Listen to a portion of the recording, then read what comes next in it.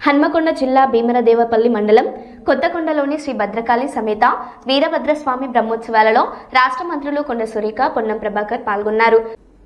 ప్రత్యేక పూజలు నిర్వహించిన అనంతరం ఆలయ అభివృద్ధికి 70 కోట్లతో మాస్టర్ ప్లాన్ సిద్ధంగా ఉందని మంత్రి కొండ సురేఖ తెలిపారు. భక్తులకు ఎలాంటి ఇబ్బందులు లేకుండా అన్ని ఏర్పాట్లు చేస్తున్నామని, సీఎం రేవంత్ రెడ్డి సహకారంతో ఆలయాన్ని అభివృద్ధి చేస్తామని మంత్రి పొన్నం ప్రభాకర్ తెలిపారు.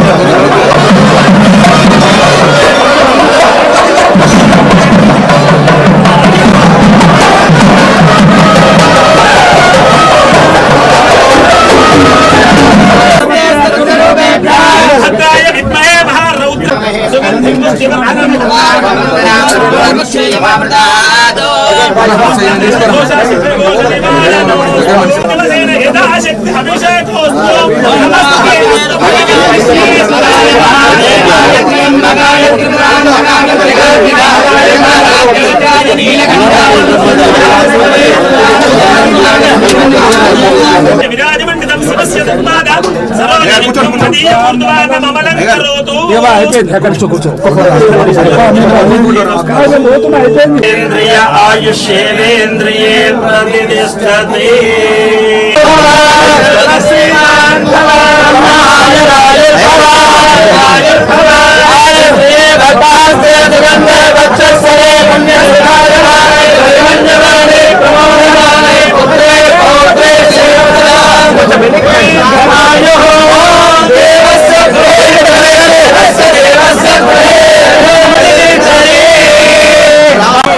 కొత్తకొండ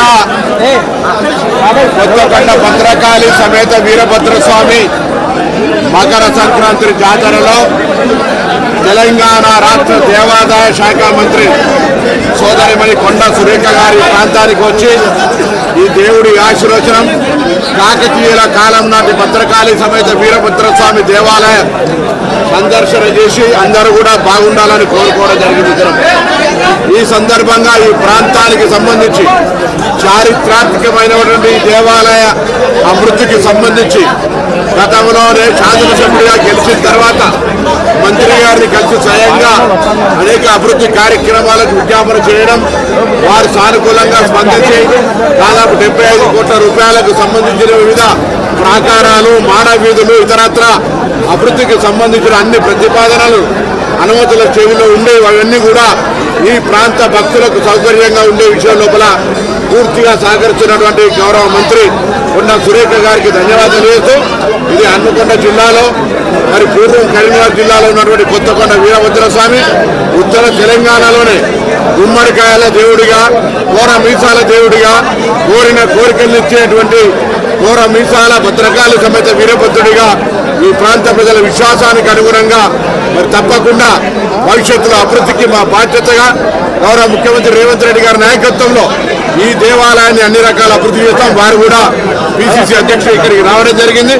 తప్పకుండా ఈ ప్రాంత ప్రజలకు విశ్వాసానికి అనుగుణంగా ఈ దేవాలయ అభివృద్ధి చేస్తామని గౌరవ మంత్రి గారికి మరొకసారి ఆ ప్రభుత్వం అన్ని తొందరలో మరి కార్యరూపం దర్శనం తీసుకోవాలని సందర్భంగా సంక్రాంతి సందర్భంగా వారికి విజ్ఞప్తి చేస్తూ అందరికీ మరొకసారి సంక్రాంతి శుభాకాంక్షలు తెలియజేస్తా ఉన్నాను.